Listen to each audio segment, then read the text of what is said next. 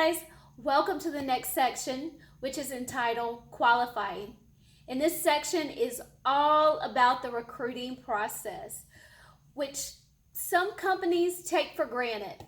I personally believe if you advertise for the right candidate and get the right candidate in the right position, you'll be more successful. It is actually a controversial topic. Some people say you can get anyone in the position, they just need to be inspired.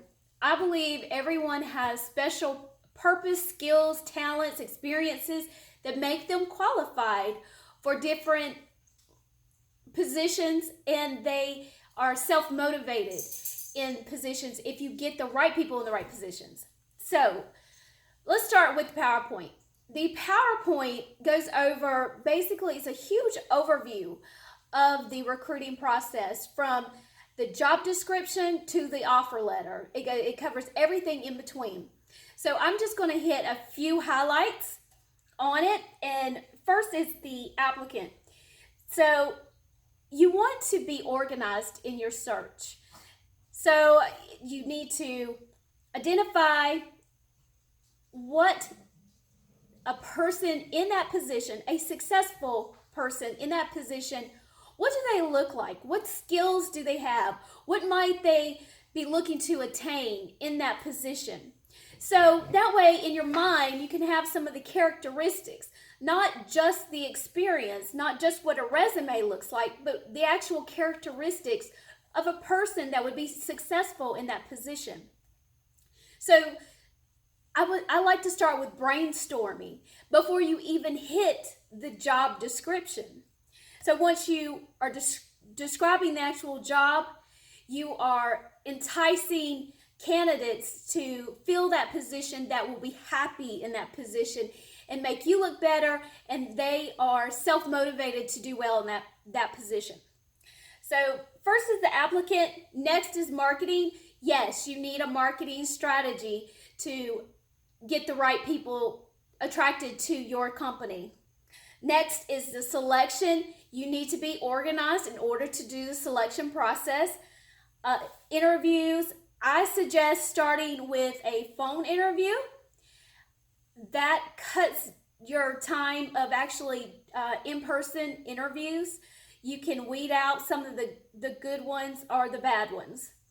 So the next would be the offer, which usually I would say to do a 30-60 day training probation period. That way you can both see if this is something that's a good fit.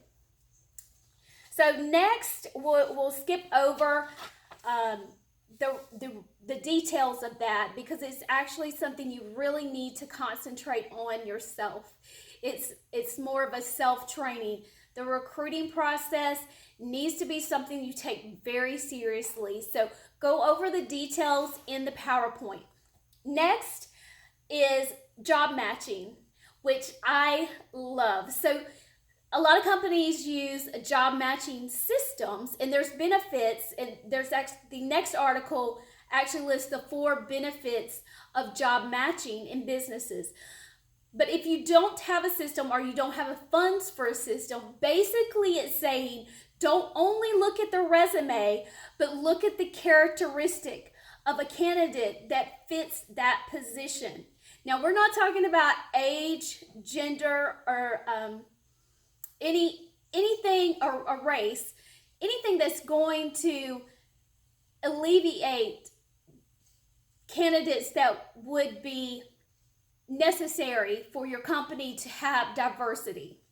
And also the very last article is a Harvard hiring for diversity, and it tells you why it's not only a legal matter, you have to do it, but it helps your business.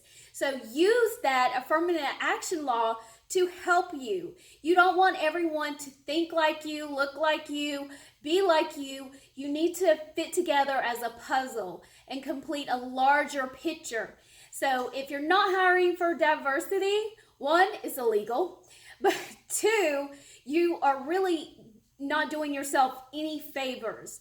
You're actually weeding out the candidates that could really help you be innovative and grow because their ideas are not your ideas. So back to job matching. Job matching, again, look for the characteristics. Get to know the applicants that you're interviewing, and don't just ask them the routine questions. Have a conversation with the candidates. And then there's the article of the 4 benefits of using the job matching system. You can read that. I'm not going to go over the 4 benefits, but they're right there in that article. Next, we have an article on how to write a good job description. And the one thing I want to point out from this, it lists examples, but speak directly to the candidates. It's so important for you to entice the good people to your company by having a clear title and actually speaking to the candidates that you want to see in your in the screening process. So the next is how candidate tracking works. Now this is more of a hands-on. This is a handout that you'll actually have the tracking worksheet that shows you how to track for candidates. That way it keeps you organized. And now the next article is 6 ways to find candidates. Now this goes from, it talks about such things as job boards, career sites, LinkedIn, social media, tracking databases, networking events, employee referrals, company internships. So the one thing I want to point out is company internships. It's great experience to have interns, and don't just look for the college interns. Look for people looking to switch industries. See if they are interested in an internship, something maybe on a part-time basis, to see if it's a good fit for you and for them. Application screening. This is an easy process. Some people make it a little bit more complicated than it is, but read the article on application screening. It gives you a good idea of what you should and should not be looking for. The next article is how to conduct a good interview. It gives great tips on how to bring out the best of the candidate and ask really good questions to start a conversation so you get a feel for who that candidate actually is, not just a dictation of their resume. Next, we have how to make the perfect job offer, and it gives you 9 tips, really good, clear set tips on getting the right employee, especially if they're highly sought after. Then the next article is examples of great employee goals. So once you get someone who has accepted a position, go ahead and integrate them into the culture by having them set goals and help them set goals and be productive in those goals.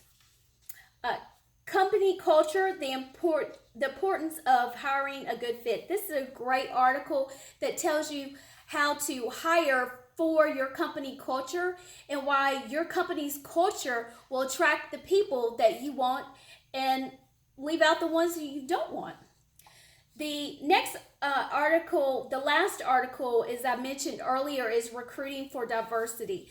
That's one that's a no-brainer. You should really read, and how you can make your company not only diverse, but advantageous off of hiring for diversity. So that's this section of qualifying. Be sure to read over each of the articles. They have great information. This is something you definitely want to take notes on. This section is almost a self-guided section, but it's something that I'm very proud of because it's not as easy as it looks. People don't usually give it as much attention as they should. So I hope you do, and I hope you get the right candidates in your company.